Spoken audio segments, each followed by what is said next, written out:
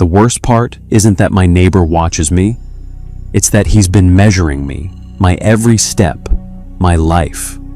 My name is John Huang, and I lived in a quiet cul-de-sac in Riverside, Ohio. It was the kind of neighborhood where everyone knew each other, where kids rode bikes until the streetlights came on, and where the worst thing that ever happened was Mrs. Patterson's sprinkler running at 6 a.m. on a Saturday. I was 17 that summer, between my junior and senior year, with nothing better to do than hang out with my friends and avoid my summer reading assignments.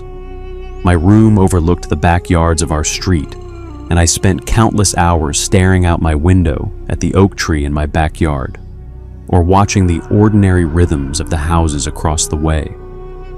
One of those houses belonged to Harold Nye, a man I had seen maybe twice in the 6 years my family had lived there.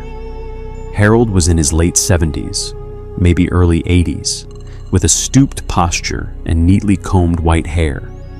He wore button-up shirts even in the sweltering July heat, long pants and work boots, like he was perpetually ready for some job he never actually did. My friends and I had always thought it was weird how he kept his lawn. The grass cut to the exact same height, the hedges trimmed with mathematical precision, not a single dandelion or stray clover daring to show its face.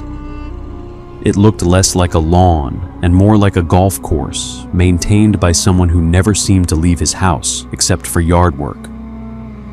I had taken the shortcut through his yard 3 times that summer, cutting across the corner to avoid the longer route to the gas station when I was walking with my buddy Tyler. It saved maybe 40 seconds, and in the mind of a 17-year-old, 40 seconds was worth more than any property line. The 3rd time I cut across his lawn, Harold was sitting on his front porch, and he saw me do it. I didn't think anything of it when he waved me over, thinking maybe he wanted to ask about my day, or comment on the weather, or something equally mundane.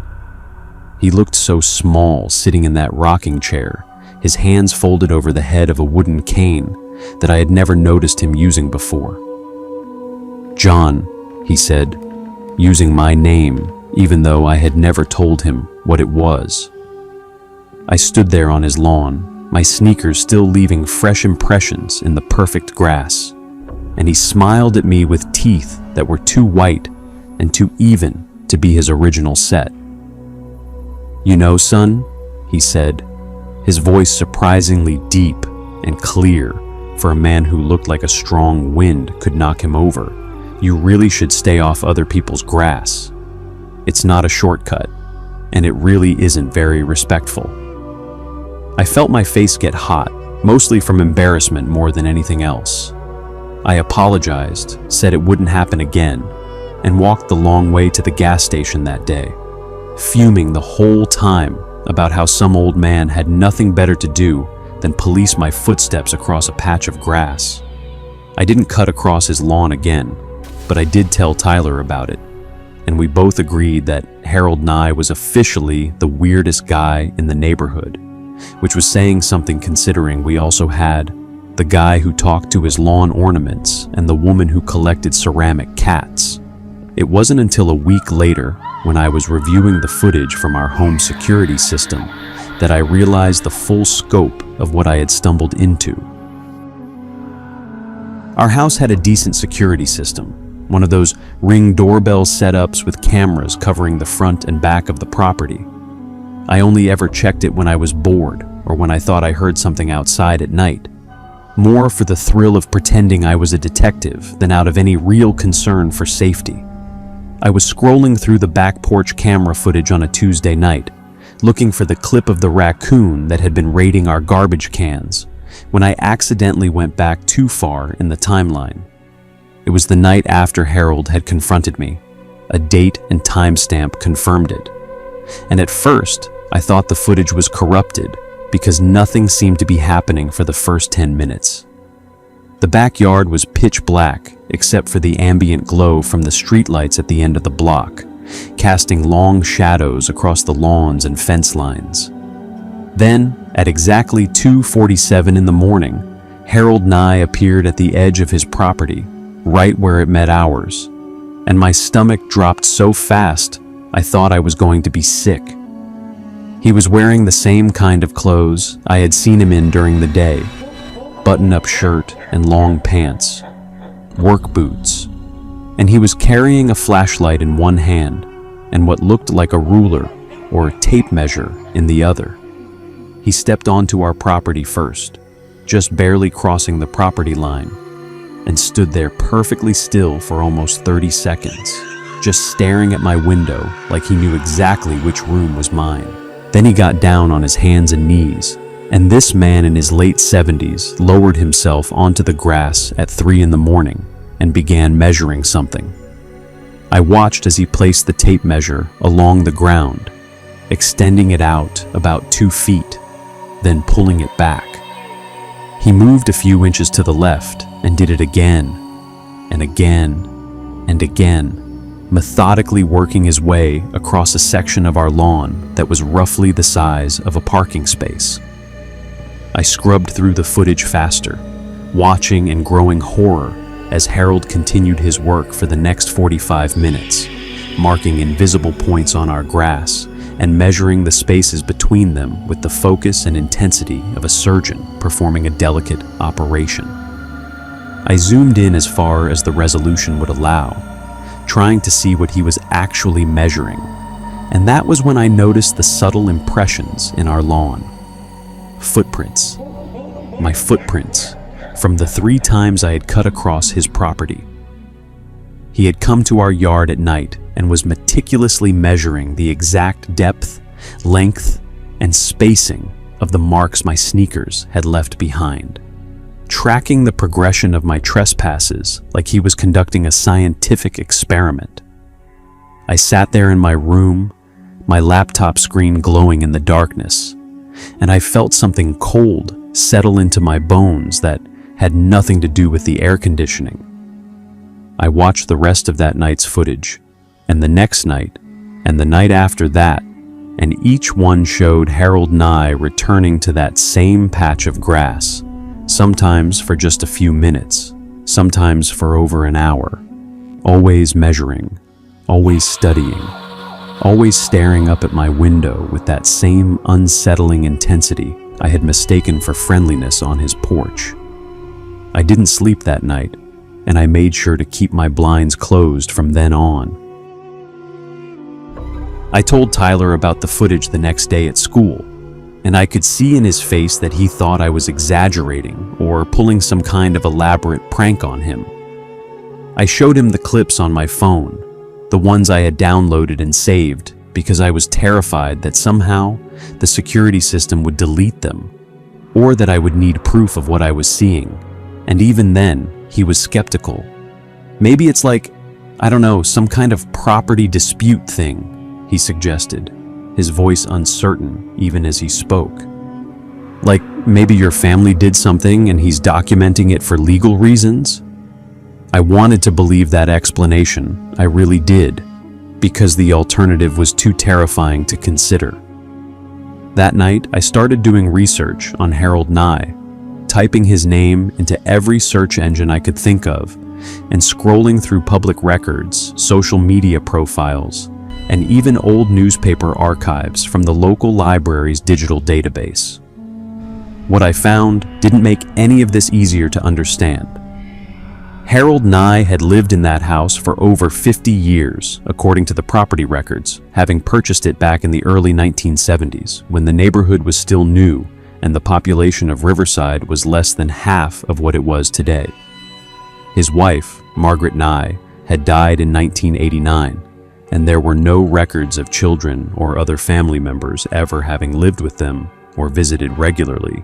The only other notable information was a small article from 2003 in the Riverside Gazette, the local newspaper, about a noise complaint filed against a developer who was building new houses at the edge of town. Harold had apparently shown up at a city council meeting to object to the construction, citing concerns about property lines and the importance of respecting boundaries between neighbors.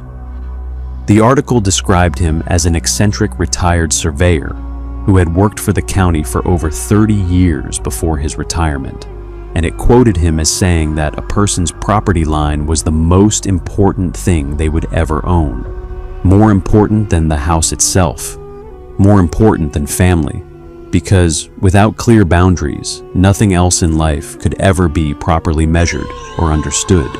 I sat at my desk that night, reading that quote over and over again, and I realized that Harold wasn't just weird, he was obsessive, fixated on something that had consumed his entire life, and I had accidentally become a part of it the moment I stepped on his lawn. I started paying closer attention to the footage after that, watching every night instead of just whenever I remembered. And that's when I noticed that Harold wasn't just measuring my footsteps. He was mapping them, drawing diagrams in a notebook that I could sometimes catch glimpses of when he angled the camera just right, sketching out the precise patterns of where I had walked, how fast I had been moving, and what direction I had been heading when I crossed his property line. By the end of that second week of watching Harold's nightly ritual, I had started to notice a pattern in his behavior that made my skin crawl every time I recognized it. He didn't just measure the footprints from that first incident, the ones I had left on his lawn before he confronted me. He was measuring everything, every disturbance in the grass within viewing distance of his property line, and he was documenting them in those notebooks with a level of detail that would make any scientist jealous.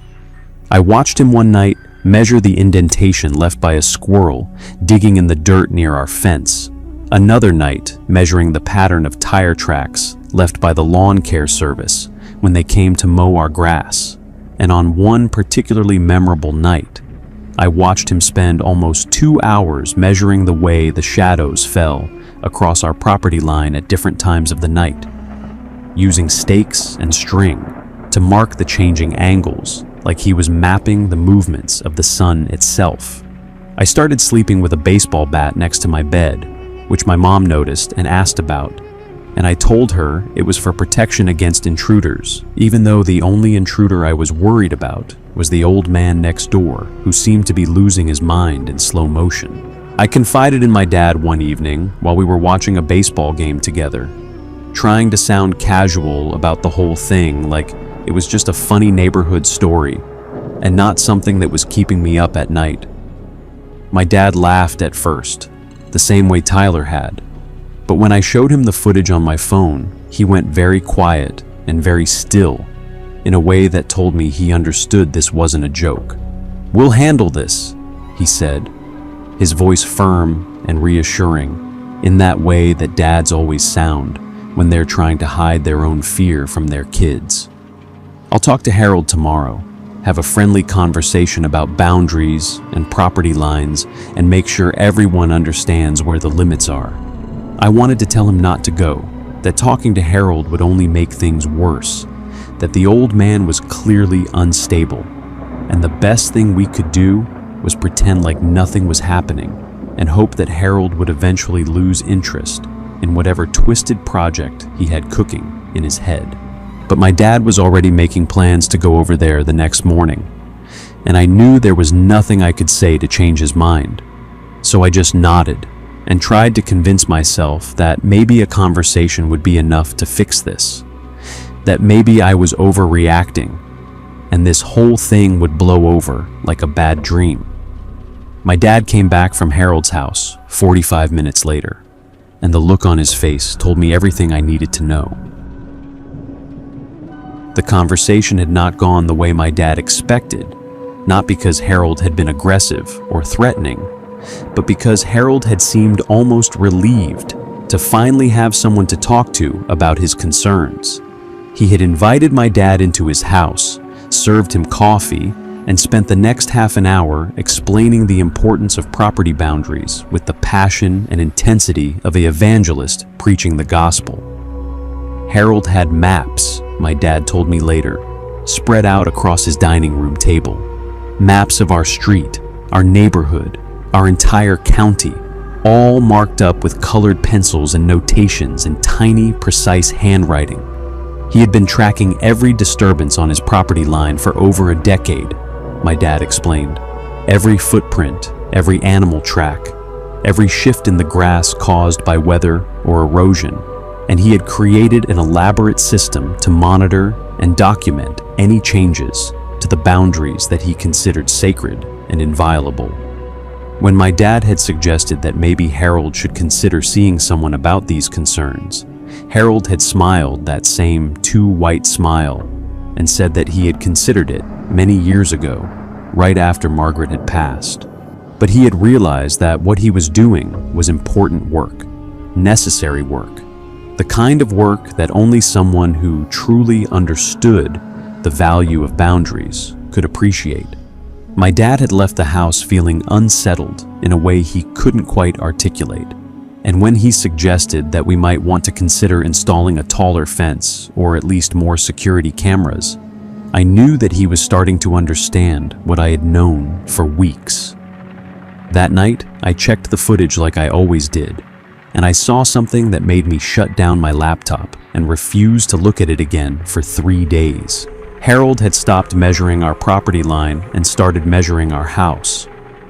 The footage showed him in our backyard at 3 a.m., running his tape measure along the foundation, measuring our windows, doors, the exact dimensions of our entire structure down to the last inch. He was sketching our house in his notebook now, drawing lines radiating outward from our property like he was mapping the reach of our presence into his space. When I finally checked the footage again, I saw he'd added something new. My name, John Huang, printed in his tiny, precise handwriting in the corner of his sketch, with a series of numbers I couldn't interpret, but that looked ominously like measurements. My parents called the police, but when the officer reviewed the footage, he explained that technically, Harold hadn't broken any laws. What he was doing was creepy, but not illegal, as long as he stayed on public property or his own. A restraining order was suggested, but even the officer seemed to know it wouldn't help. That night, I watched Harold standing at the edge of his property, staring at our house with that same patient, methodical intensity I had come to dread more than any violence. He was measuring something invisible now, something only he could see, and I knew that as long as we lived next door to Harold Nye, we would never have peace. I'm writing this because some boundaries, once crossed, can never be uncrossed.